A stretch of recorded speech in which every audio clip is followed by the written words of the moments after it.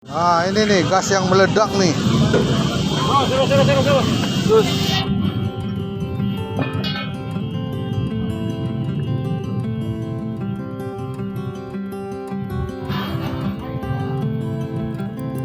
Kronologi tabung gas di Sukabumi meledak, 2 orang tewas, 7 terluka.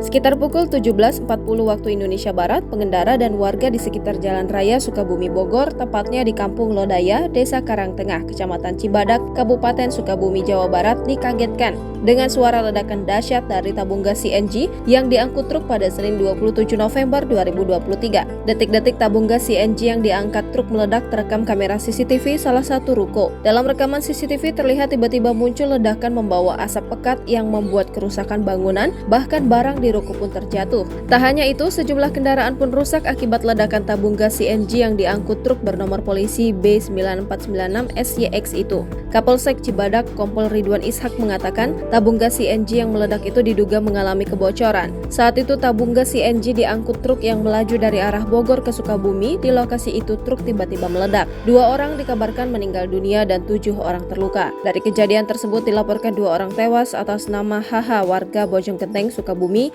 OA warga Babakan Sukabumi, dan 7 lainnya mengalami luka serius dan ringan, kata Kompol Ridwan. Kompol Ridwan menjelaskan 7 orang yang terluka itu diantaranya berinisial MN, SW warga Bojonggenteng Sukabumi, DN, AA warga Bogor, IA warga Cianjur, IH warga Purwakarta, dan ED warga Nagrak Sukabumi. Menurutnya, ledakan itu menghantam beberapa kendaraan yang berada di sekitar truk, diantaranya ada mobil Avanza dan Grand Vitara. Saat ini seluruh korban dalam kejadian itu sudah dievakuasi ke RSUD Sekarwangi. Polisi pun masih melakukan penyelidikan untuk memastikan penyebab kejadian tersebut.